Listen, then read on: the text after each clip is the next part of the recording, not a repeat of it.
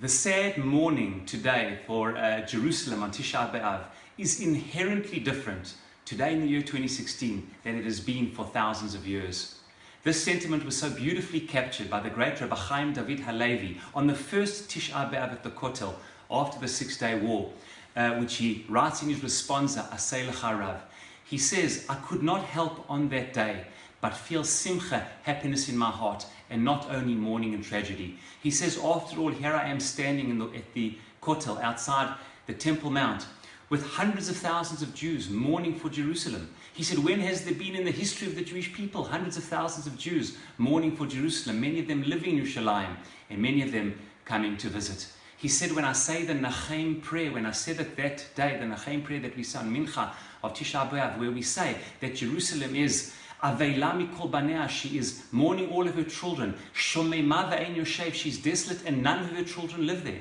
He said that is simply not the reality today. And amazingly, we have the privilege today as we step into this Shabbat of Shabbat Nachamu, the beginning of the 7 Haftarot of comfort. It is a different reality that we live in today.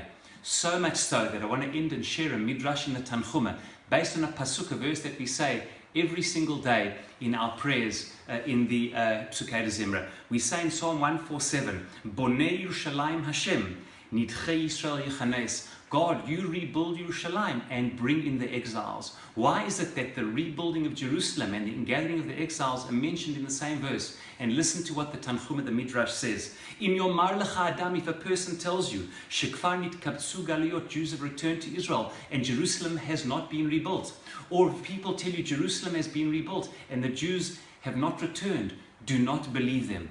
It is intrinsically related. If Jews are returning to Israel and Jerusalem, that in itself is the process of the rebuilding of Yerushalayim. How privileged we are today with all of the challenges that we have, still yet to rebuild the temple, please God, soon, speedily in our days, that 800,000 people live in Yerushalayim, over 500,000 Jews, more than in the history of the Jewish people, that the way we experience even the mourning of Jerusalem today is different from so many thousands of years of Jewish history. Shabbat Shalom.